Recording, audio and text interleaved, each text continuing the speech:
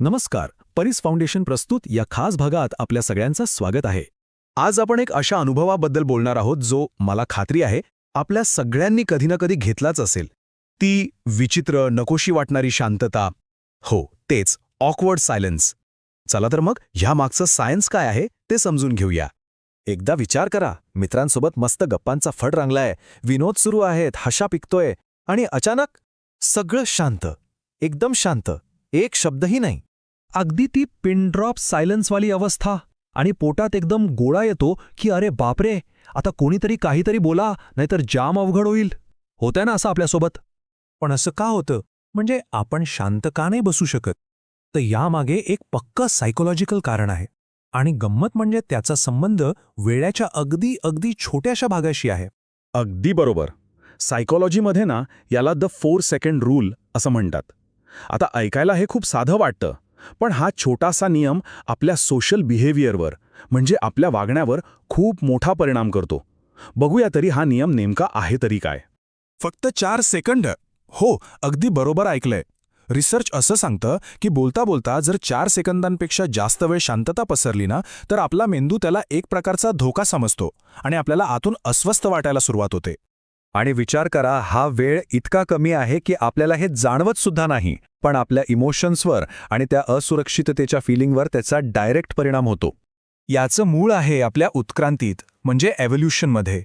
माणूस हा एक सोशल ॲनिमल आहे. हजारो वर्षांपासनं ग्रुपमध्ये राहणं, एकमेकांशी बोलणं हेच आपल्या जगण्यासाठी, आपल्या सेफ्टीसाठी गरजेचं होतं. संवाद म्हणजे एक प्रकारे सुरक्षा. त्यामुळे होतं काय की जेव्हा संभाषण अचानक थांबतं तेव्हा आपल्या मेंदूमध्ये एक प्रकारचा अलार्म वाजायला लागतो. त्याला असं सिग्नल मिळतं की आपल्याला बाजूला सारलं जातंय किंवा ग्रुपसोबतचं आपलं कनेक्शन धोक्यात आलंय. आणि बरोबर म्हणूनच आपल्याला ती इन्सिक्युरिटीची भावना येते. अच्छा, पण हे फक्त एक अंदाज आहे की यामागे खरंच काही सॉलिड रिसर्च आहे? अरे नक्कीच. यावर जगभरात खूप महत्त्वाचं संशोधन झालेलं आहे. उदाहरणार्थ, नेदरलँड्समधल्या संशोधकांनी हे सिद्ध केलंय की 4 सेकंदांचा तो जो टप्पा आहे ना, तो ओलांडला की लगेच आपल्या मनात निगेटिव्ह विचार सुरू होतात. म्हणजे अरेच्चा, मी काहीतरी चुकीचं बोललो का? किंवा यांना माझं बोलणं आवडलं नसेल का? असे प्रश्न यायला लागतात. आणि आपल्या भारतीय संस्कृतीत तर हे अजूनच जास्त जाणवतं, नाही का? आपल्याकडे बघा ना, 2 मित्र जरी गप्प बसले असले तरी तिसरा लगेच विचारतो, काय रे, भांडलात की काय? म्हणजे आपल्याकडे शांततेला खूप वेळा गैरसमज किंवा रुसवा फुगवा समजलं जातं. मग अशा वेळी करायचं तरी काय? ही जी विचित्र शांतता आहे, यावर काही सोपा उपाय आहे का? हो, नक्कीच आहे. आणि उपाय अगदी सोपे आहेत. पुढच्या वेळेस जेव्हा अशी शांतता पसरते ना, तेव्हा घाबरून न जाता या 3 सिंपल गोष्टी करून बघा. पहिली आणि सगळ्यात महत्त्वाची स्टेप, त्या शांततेला स्वीकारा.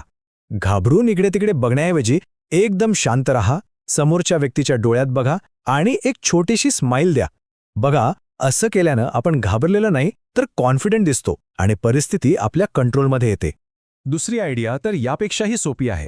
जर आपल्या हातात चहा किंवा पाण्याचा ग्लास असेल ना, तर शांतपणे एक घोट घ्या. तो जो पॉज आहे तो भरून काढण्याचा हा एक अगदी नॅचरल आणि सहज मार्ग आहे.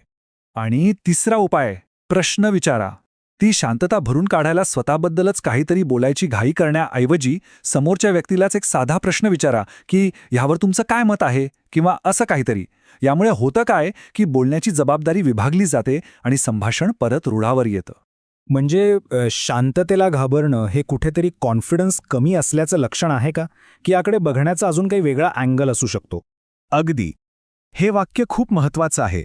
शांतता ही रिकामी जागा नाही, तर ती विचार करण्यासाठी मिळालेली एक स्पेस आहे. आपण तिला एक भीतीदायक पोकळी समजून घाबरतो, पण खरं तर पुढे काय बोलायचं आहे याचा विचार करायला मिळालेली ती एक संधी असते. त्यामुळे हे लक्षात ठेवायला हवं की जी व्यक्ती या 4 सेकंदांच्या शांततेतही डिस्टर्ब न होता शांत आणि स्थिर राहू शकते, तिच्याकडे खरा आत्मविश्वास असतो. आता जरा आठवून बघा, आपल्यासोबत असं कधी झालं आहे का? एखाद्या लिफ्टमध्ये किंवा पहिल्या डेटवर? आणि विचार करा, पुढच्या वेळेस जेव्हा असं होईल तेव्हा आपण काय करणार आहोत? हे सगळं काय आहे तर आपल्या मनाचे खेळ. आणि एकदा का हे खेळ आपल्याला समजले की आपण नक्कीच अधिक आत्मविश्वासू बनू शकतो. मी डॉक्टर अजित पाटील, मानसतज्ञ. या आणि अशा अनेक इंटरेस्टिंग विषयांवर अधिक माहितीसाठी दिलेल्या नंबरवर नक्की संपर्क साधा. चला तर मग पुढच्या भागात भेटूया एका नवीन विषयासह. धन्यवाद. मनाचे खेळ परिस फाउंडेशन